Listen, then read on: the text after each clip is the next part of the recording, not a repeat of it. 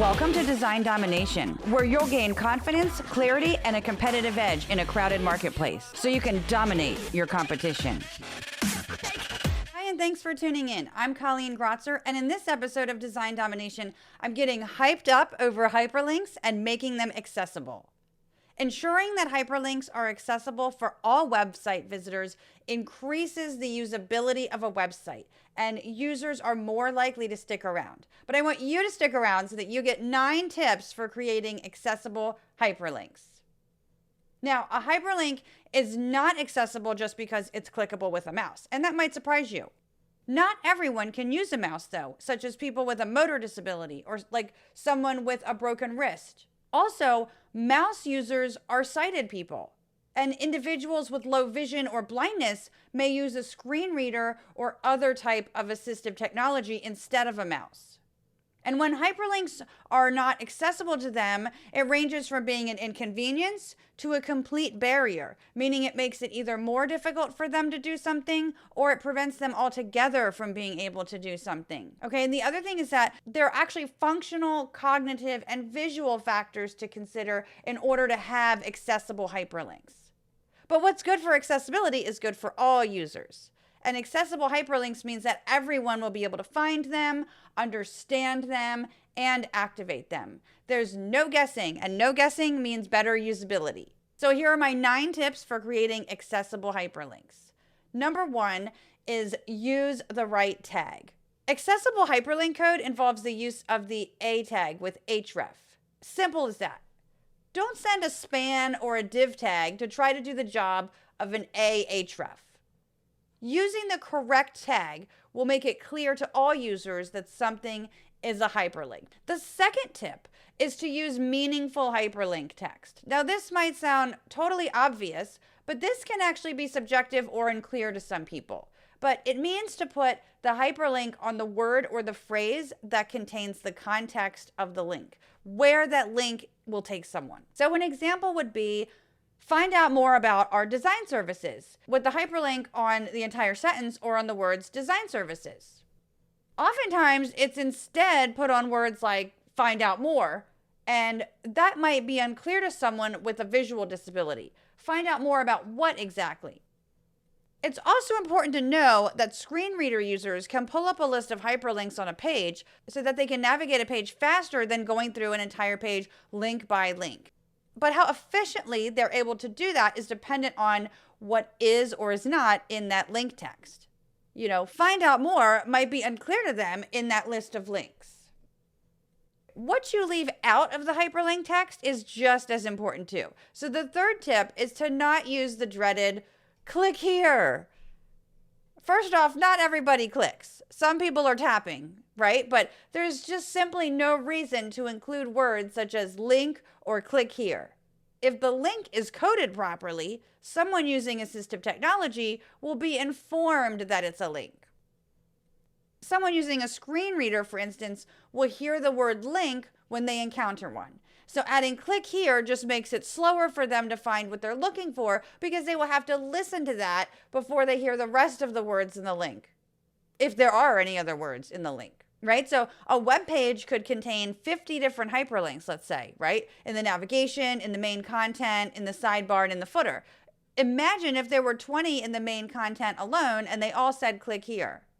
This presents a few problems, right? Because someone using a screen reader has to hear click here before any of the other link text for that link, if it's there, if it exists, before they know what that link is about. And that just slows them down from finding what they need. And also, someone using a screen reader cannot tell what those hyperlinks go to, what they're for. And that's because the link text isn't meaningful, like my previous example. Someone using a screen reader can't tell if those hyperlinks all go to the same destination, if some are the same or if some of them are different. Where will the links take them? Which one will get them to where they want to go? Now, tip number 4 is don't use color alone to style hyperlinks. And I see a lot of designers doing this. But WCAG 1.4.1 use of color specifically states that color is not used as the only visual means of conveying information, indicating an action, prompting a response, or distinguishing a visual element. Okay, and the reason behind this guideline is to ensure that someone who has a form of color blindness, for example, can make out hyperlinks from other text.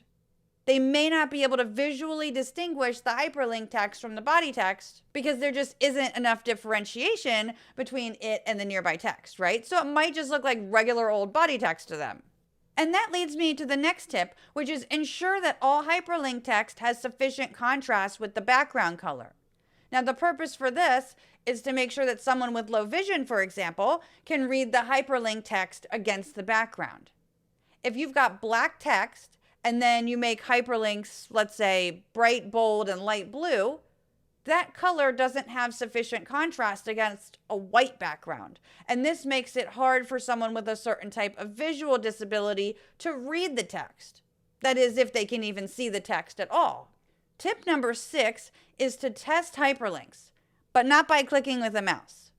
Keyboard testing of hyperlinks is actually what you need to do, and that's vital. And that's because, as I mentioned, many people don't use a mouse. If they use assistive technology, such as a screen reader, they usually use the keyboard along with it. And hyperlinks should be able to be navigated by using only the tab key on the keyboard. To go to a hyperlink, you should be able to use the Enter key on Windows or the Return key on Mac.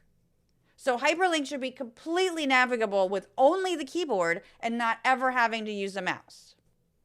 Now, tip number 7 is to alert all users to links that open in a new window or tab. And the purpose of this is to avoid confusion, especially for screen reader users or individuals with a cognitive disability who may not have noticed that the link opened in a new tab or window. So either avoid opening links in a new window or tab, or if you want to still open them in a new window or tab, just alert all users of it. And not just sighted users, right? So typically this is done with a combination of an icon, which is for sighted users, and then some screen reader text for users of assistive technology. This can be a really tedious process to do, so I just recommend installing Equalize Digital's Accessibility Checker plugin because it will take care of all of that for you.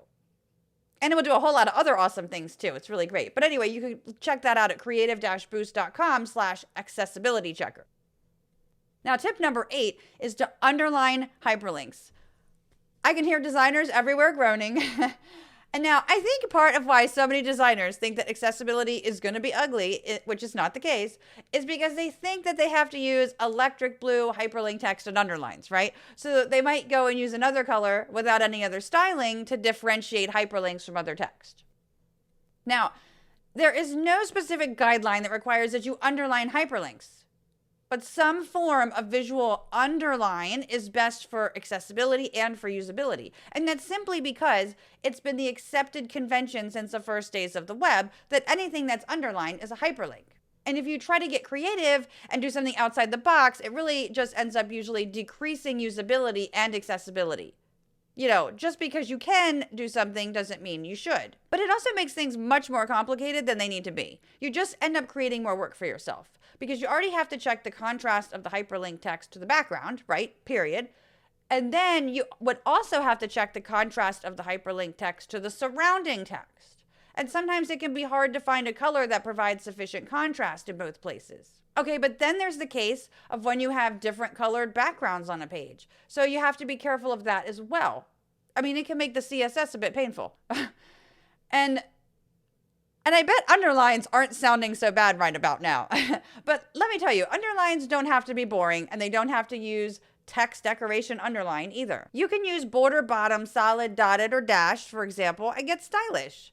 And if you style only the hyperlink underlines in a different color, not the hyperlink text, but only the hyperlink underlines in a different color, just be sure that that color has sufficient contrast against the background. This is per the WCAG 1.4.11 non-text contrast requirement. Now, I just ranted about the importance of using underlines for hyperlinks, but there is an exception to this rule. And you see it on most websites, but probably haven't taken much note of it. And that is that the hyperlinks in the navigation do not have to be underlined.